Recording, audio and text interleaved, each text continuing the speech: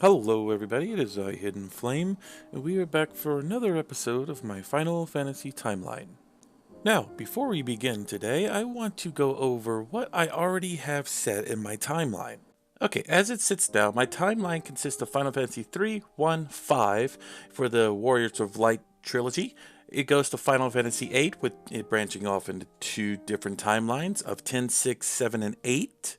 Then this timeline actually loops about because it is the Final Fantasy VIII branch.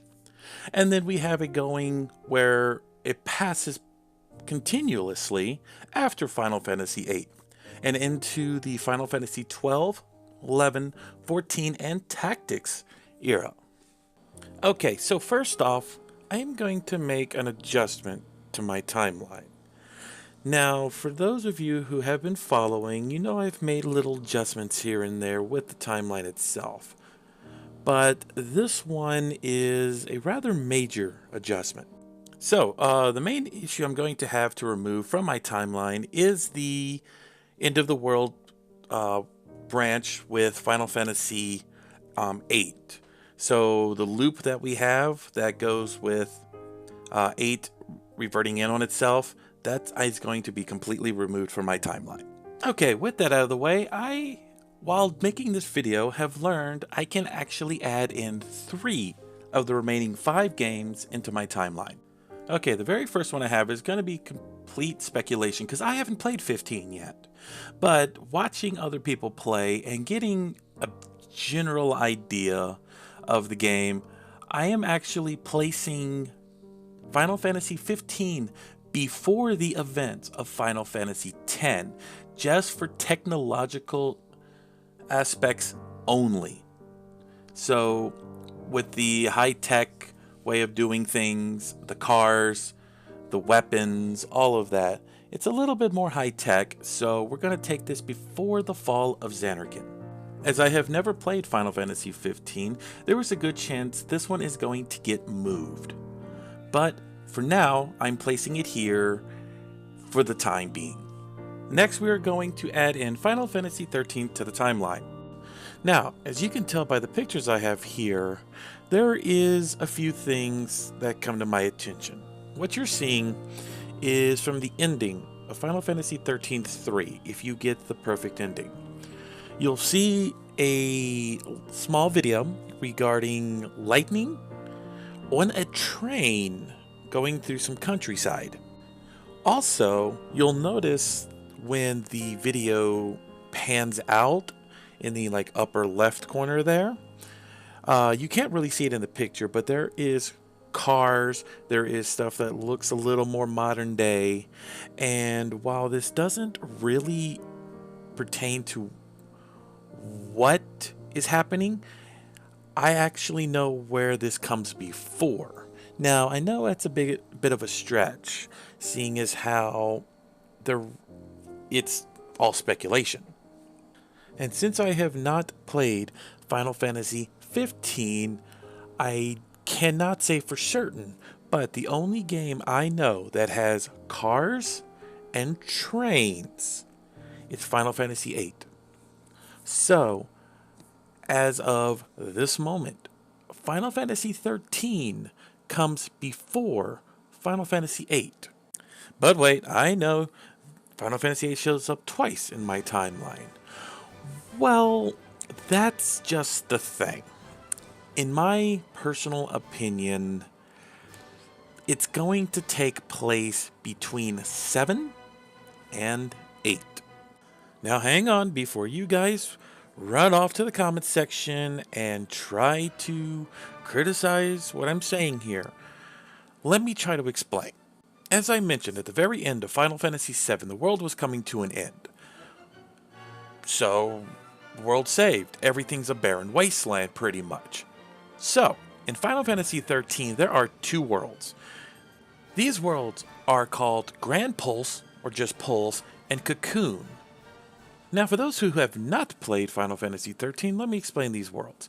Cocoon is your main world. Everything is all high tech, very technical based, very advanced. And Pulse is a very wild, very barren world. There are no cities besides a very small hamlet of people living together. So let's just say, for the sake of argument, that the population of Final Fantasy VII got sick and tired of living on this world, this barren wasteland, this world that is dying because of the meteor, the life stream, and all that fun stuff happening all at once. Let's just say Sid got together with all the scientists, rebuilt the space program that he so longed to do, helped build with the remnants of the Shinra Company, put together a man-made world. Thus, Cocoon was born and got everybody off of Pulse and put them on Cocoon. Now, to save you all the boring details of Final Fantasy XIII, because there's a lot of them, the cliff notes are as follows. Cocoon and Pulse are apparently at war with each other, but no one on Cocoon knows that there's nobody on Pulse. Due to something that happens at the end of Final Fantasy XIII, everybody is forced to move to Pulse because the world of Cocoon gets destroyed. In the events following 13, in 13.2, we learn that the world of Cocoon is about to fall on the world of Pulse. As it was a man-made object, it is about to fall from the sky and hit Pulse, and which would destroy Pulse once again, and it is up to everybody on the world of Pulse to stop this. So Sarah and her partner decide to jump through time, forward, backwards, left, right, try to fix everything and make paradoxes in order to make the world right, in order to get this new Cocoon flying up into the air. They succeed, but in the events of Final Fantasy XIII-3, it seems that our friendly god, who, if you guys have been following my timeline, we will call him Hein, the sorceress, the wizard, the sorcerer, whatever you want to call him, has taken over this man-made object in order for him to bring forth the destruction of Pulse and bring forth a new era. But thanks to Lightning, this generation's current hero of light, she has gathered up souls, sent them off to a brand new planet, and kills the god in order to save life, in order to save the souls, in order to save the planet. And then comes the ending of 13.3, which I showed you guys before, with the trains, the cars, everything looking more simpler, and thus we bring to Final Fantasy VIII. And again, to save argument, if you guys want to know about Final Fantasy VIII, please go check out my other video on it. I will have a link in the description below about Final Fantasy VIII.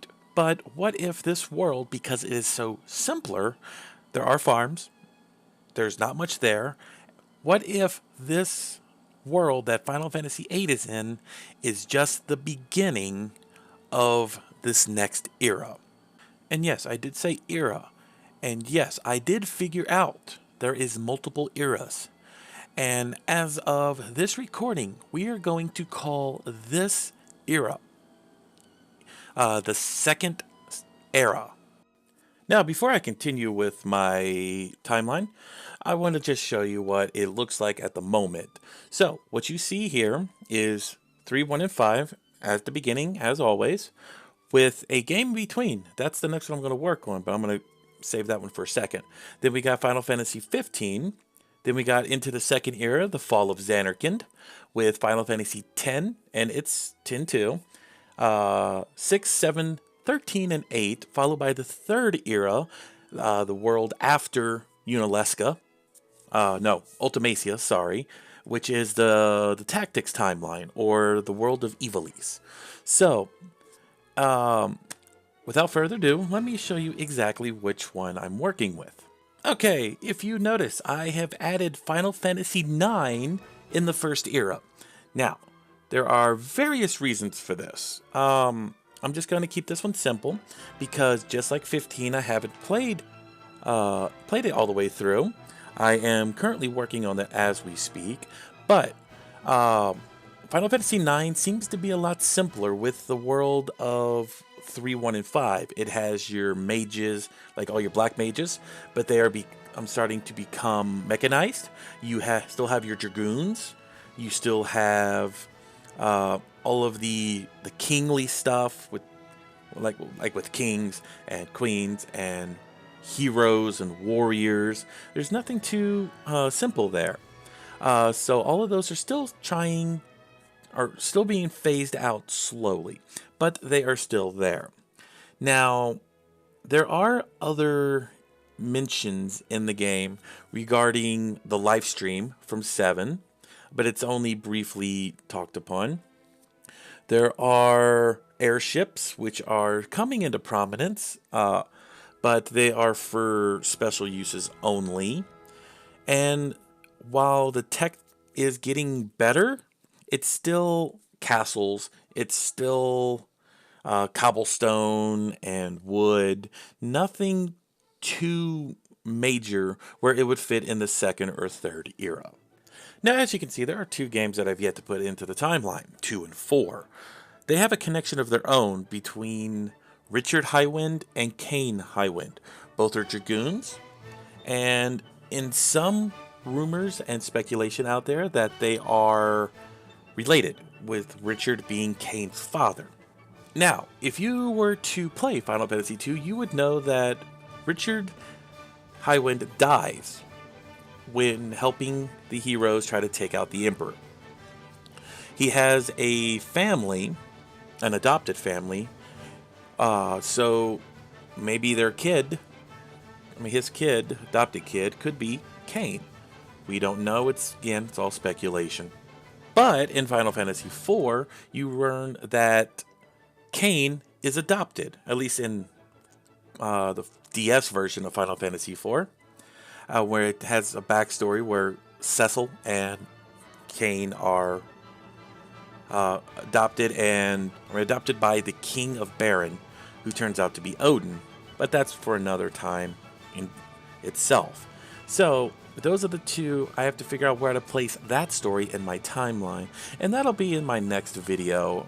I'm gonna have to do some more research on it, but as of where it stands, my next one should be the final one, unless they release a Final Fantasy 16, but I doubt they will since 15 just came out.